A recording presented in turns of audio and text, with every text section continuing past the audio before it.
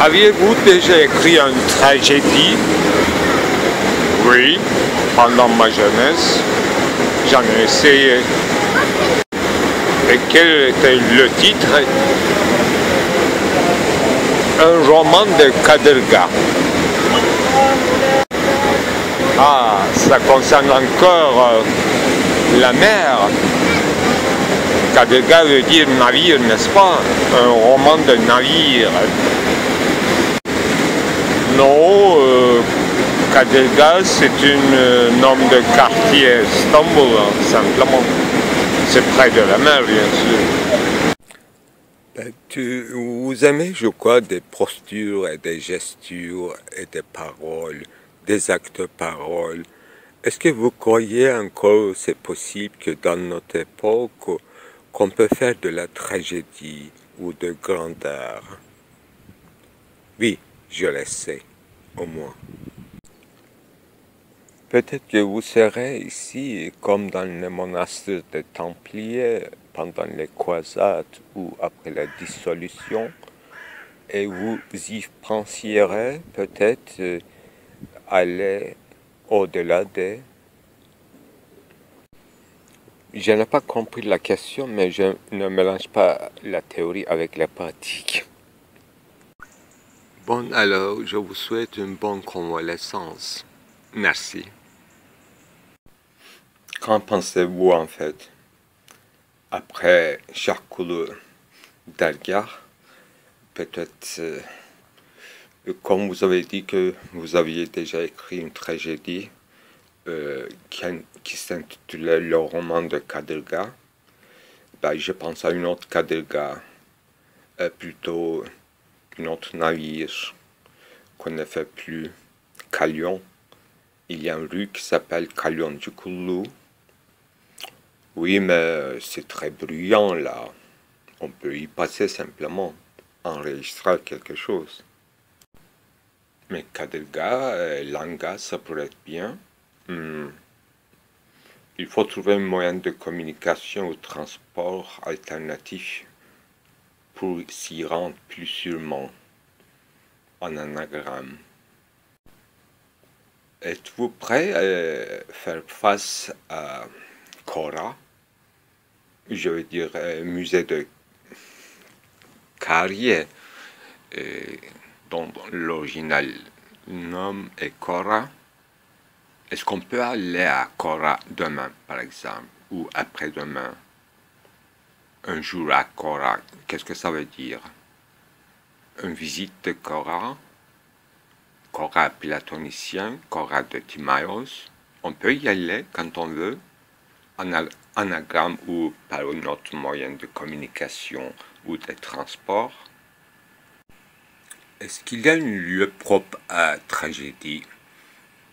Ou bien est-ce qu'on peut mettre en scène une tragédie dans Kora, en toute Kora? Ou je veux dire en fait comment faire sacrer un lieu qui ne l'est pas. Par la sainteté, si investissement de lieux sacrés par un saint s'appelle hypostase, mais hypostase devrait être à sainteté. Alors, que diriez-vous de apopase? Et que diriez-vous de discours apophantique? Apobase, c'est le discours négateur, je crois. Et y a-t-il hypobase? Et comment affirmer du lieu? Comment s'affirmer du lieu? Et non pas s'investir? Et les gestes, et les gestures et postures dans une tragédie, est-ce que ce sont des choses volontaires? Est-ce qu'on peut orienter une tragédie vers sa fin et conclure et faire une résolution comme vous prétendiez faire dans le poème dit poème à cigogne, s'agit-il vraiment d'une résolution de la tragédie? Je veux dire un dénouement ou simplement une ponctuation, une fragmentation de ce qui est de l'ordre tragique. Au lieu de faire une tragédie, on peut devenir tragédie et tragique. Et que veut dire en fait ce concept fameux de athétisme affectif emprunté par Gilles Deleuze de Antonin Artaud?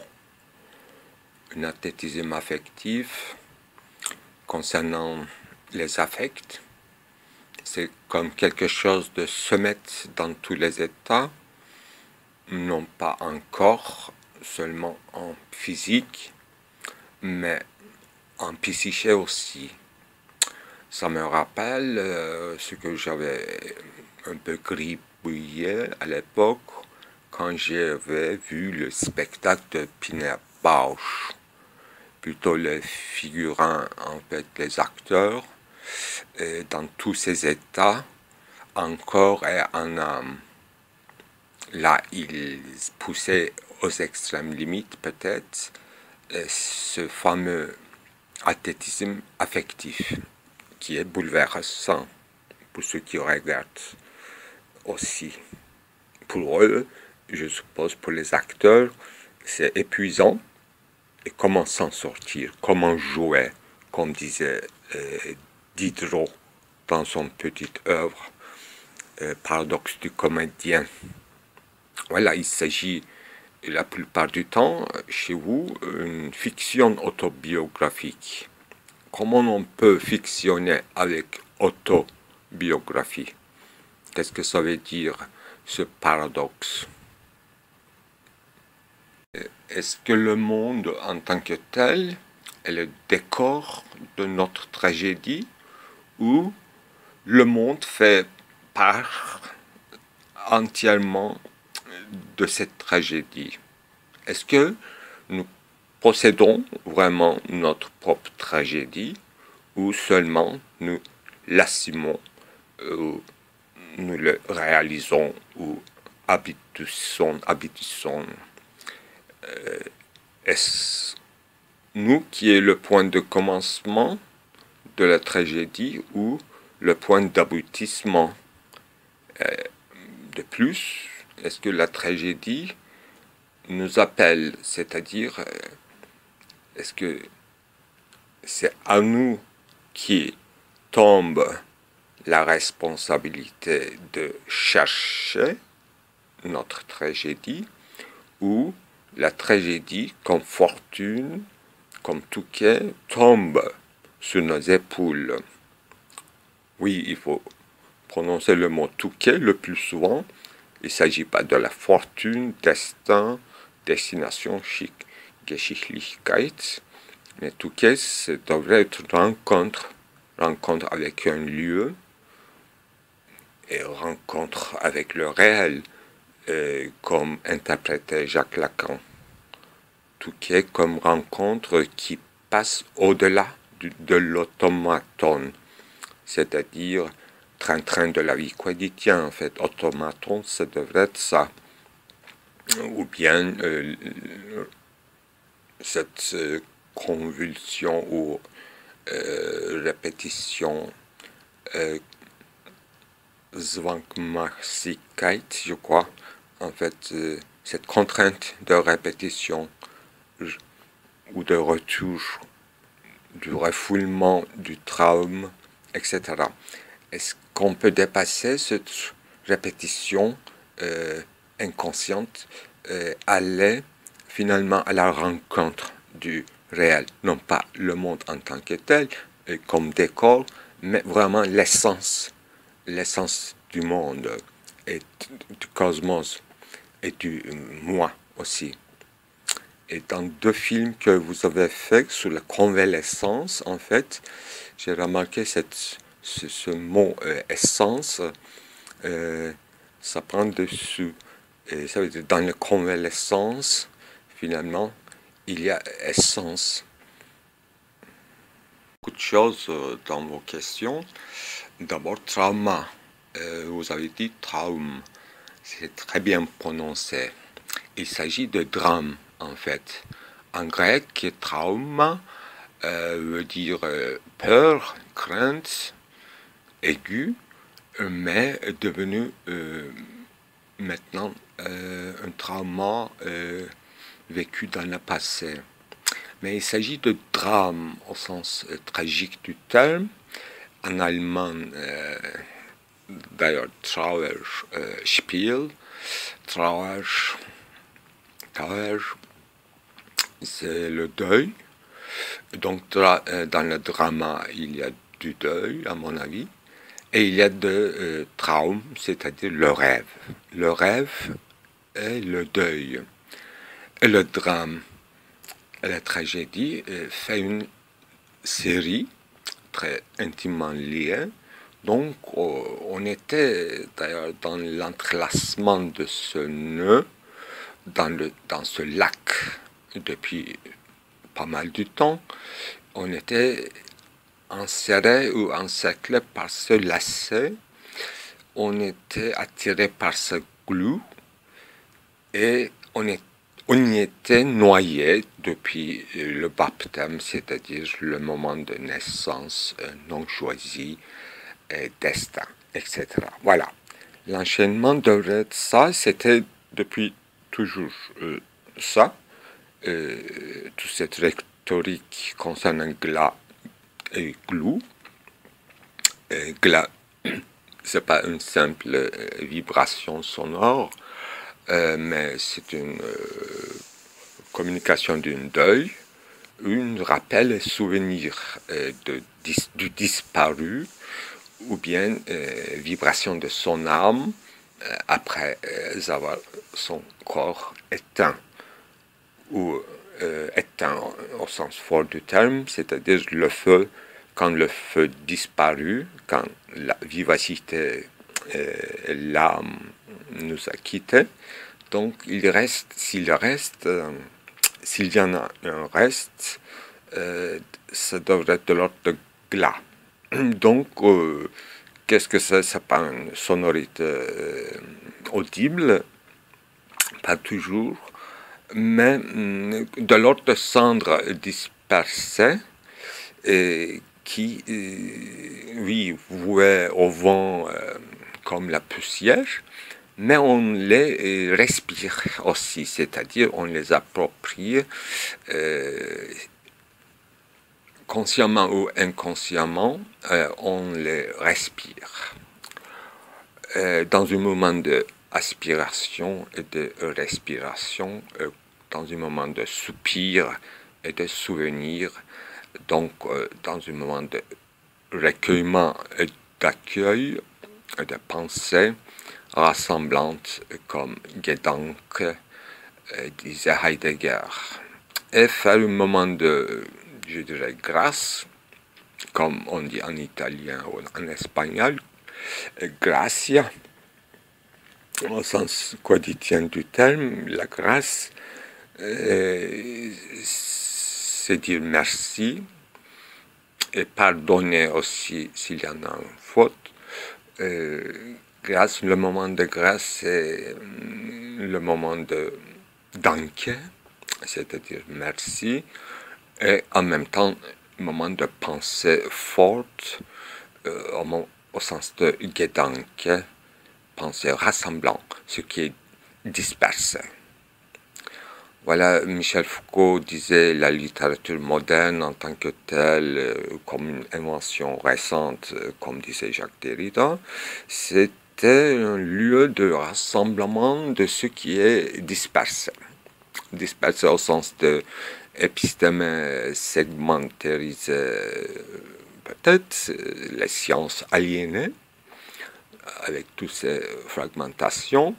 Et seul lieu possible de rassemblement, c'est devenu la littérature, au sens moderne du terme, à l'absence de toute tragédie spectaculaire, rassemblante dans la cité, dans la véritable pérification, disons, de l'urbanisation, et tragédie est déplacée, et il est allé dans le bidonville, dans la périphérie, le centre vide, où jusqu'à très peu de temps, les centres de ville européens étaient vidés ou neutralisés.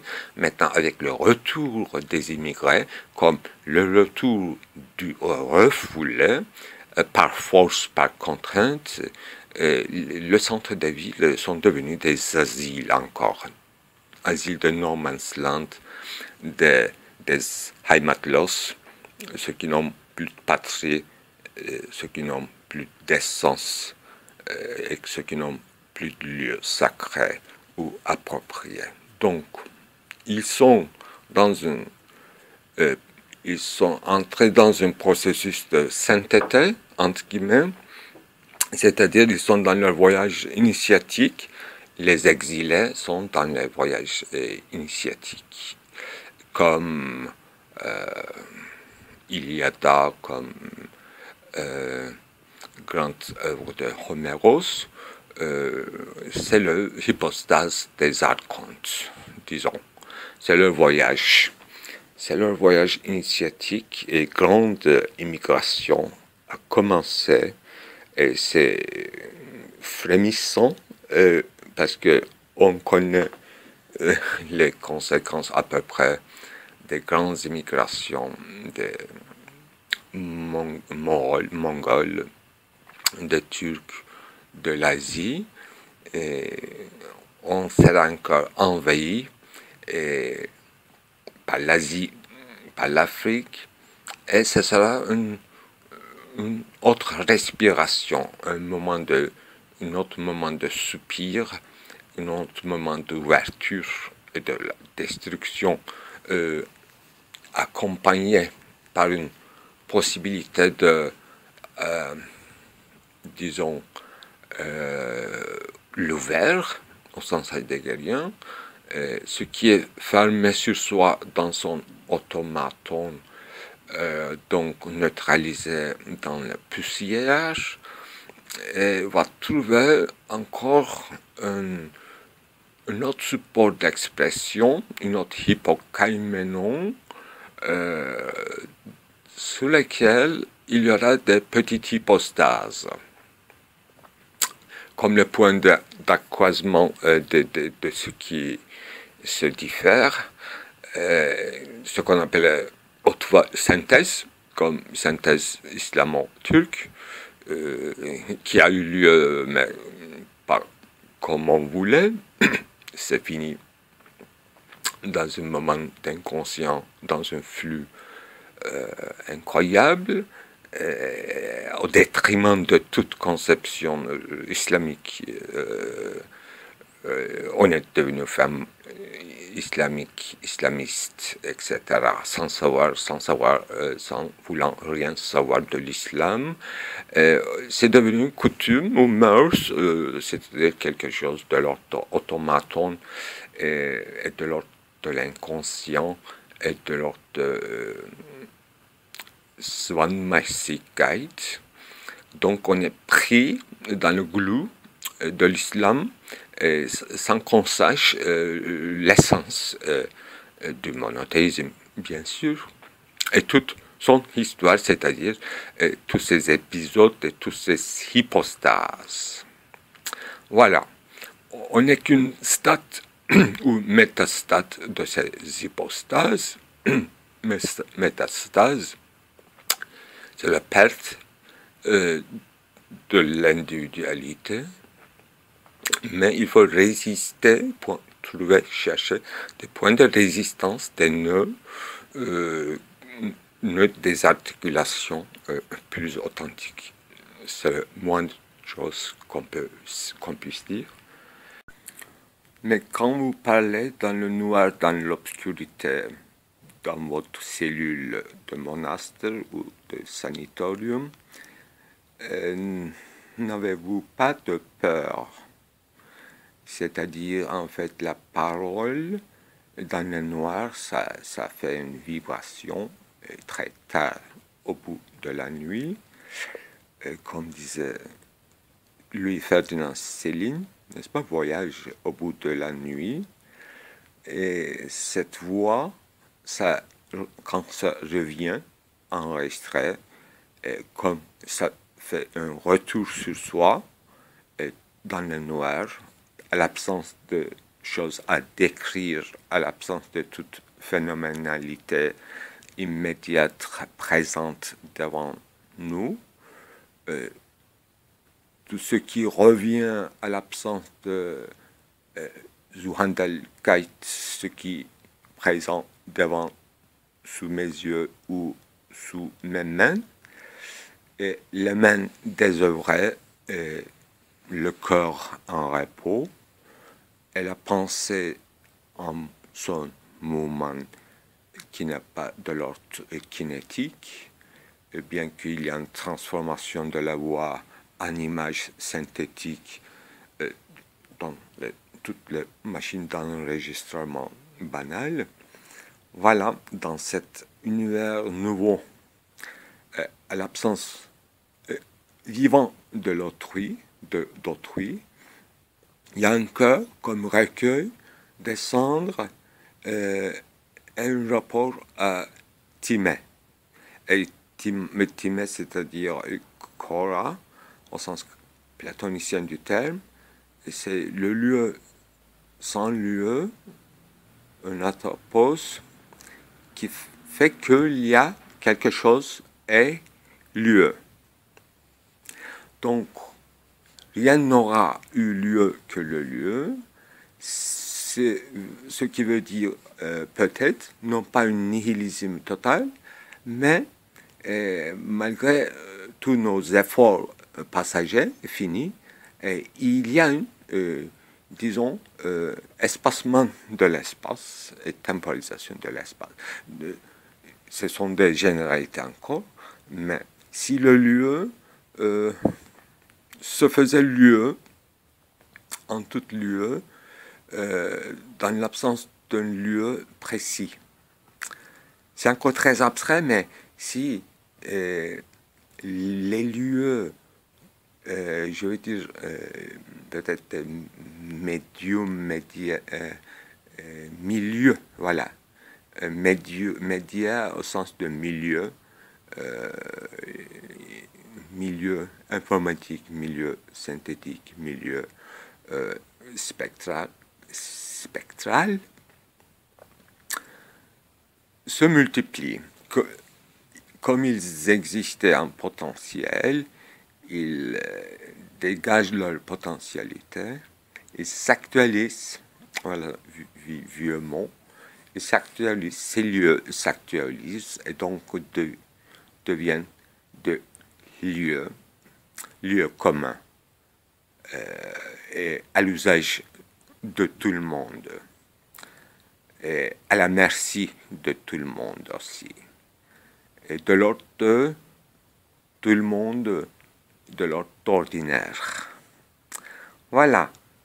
Devenir lieu de lieu, et de hypostasier dans ces lieux se réalise peut-être ainsi, mais il y a un retour de cela, c'est-à-dire aliénation fondamentale et irrémédiable de ces lieux communs, à la merci de tout le monde, à l'usage de tout le monde, donc sous Handel, von Handel, à l'usage de tout le monde et sous les yeux de tout le monde. Forcément aliéné, forcément exilé de son lieu, forcément dans l'oubli de soi et dans l'oubli de lieu, tout en se fixant dans le lieu, c'est-à-dire dans son position, dans sa position, pris par sa position, et non pas dans le processus de positionnement actif passif en même temps, comme disait Alain Badiou, et oublier processus de vérité, c'est-à-dire positionnement actif, si vous voulez, le cours de l'histoire, de l'esprit, etc. Mais être pris dans sa petite position, y être aveuglé par le retour répétitif des choses qui nous donnent des ordres, qui nous ordonnent comme Bechtante, qui nous donnent des impératifs quotidiens et ça nous segmentarise dans des conditions enchaînées d'une manière contingente et causale. Donc, loin, tout ce qui est loin de l'inconditionnel, avec une majuscule, et tout ce qui est hors de catégorique, comme disait Kant. Je viens de temps en temps à votre rencontre pour vous visiter dans votre ascèse, dans votre cellule de sanatorium de notre époque. Et vous avez déjà parlé de retraite, peut-être passager de Heidegger dans la forêt noire, là où Paul Celan venait une fois à son rencontre, à sa visite. Et vous avez parlé de cet silence. Peut-être qu'ils ont parlé d'autres choses, hors sujet, non intéressant. Ça, je ne crois pas tellement. Mais il faut parler peut-être, il faut penser aux retraites de Maurice Blanchot. J'y ai pensé parce qu'on le cite très souvent, mais pour une autre raison, maintenant, parce qu'il a vécu trop longtemps. Il a vu presque tous les états de 2 siècles, disons, et comme c'était très chargé ce siècle, et comment il voyait le monde extérieur dans son retrait. Voilà, je voudrais personnellement aller à son visite et l'écouter, et ce qu'il pense et ce qu'il sent. Bon, il a publié, et surtout un petit livre sur Foucault, tel que je le vois, une autre, Le jour de ma mort, comme des publications venant d'outre-tombe. Ce sont des choses intéressantes et il y était encore vivant et il produisait. Mais tout ça, c'est encore de la littérature ou de lieux communs que tout le monde connaît. Et j'ai dit une fois un prénom, un nom privé. J'ai dit mon ami Jean-René, en fait. Il n'a pas précisé son véritable nom. J'ai cité son prénom. Alors, j'ai pensé mon professeur, mais j'ai dit mon ami. Et ils se connaissent d'ailleurs, en fait, mon professeur René Cherach. Et je dis toujours Jean-René parce que ces deux personnages, Jean-René et René Scherer, il y a un jeu de homonymie. Et ils sont tous les deux entre eux très bons amis. Et moi, j'ai connu Jean-René à travers René Scherer. Donc, il y a une amitié à trois aussi. Et c'est Jean-René qui est en retraite depuis très longtemps. Il est un poète. Et j'y vais pas à son visite, c'est ça. Et Maurice Blanchot, il est mort, donc on ne peut pas y aller, sauf autrement communiquer. Mais Jean-René, il est vivant, contrairement à Blanchot, et il est dans son retraite, en France, dans une terre, dans un terroir, près de, je crois, Corrèze, dans un endroit montagneux. Il est un homme robuste, il est, disons, gaillard, mais il est aussi de chevalier, de table ronde, et il est amusant. Mais il est aliéné aussi, comme beaucoup de gens, et il produit. Et il utilise rarement les postes électroniques, donc il est ouvert à ce monde encore. Il n'est pas dans une foreclosion totale. Voilà, j'y pensais. Et autrement, en fait, je crois que dans nos conversations, on va aboutir à un point qu'on ne peut pas écrire de la tragédie, parce que dans cette époque, parce qu'on est en plein dedans, pas encore. C'est pas peut-être le temps venu, peut-être venu et passé. Peut-être qu'une dernière possibilité, ce que nous faisons tous les deux avec les enregistrements, venant à notre rencontre, et c'est ça seule façon de faire la tragédie, écrire et s'écrire.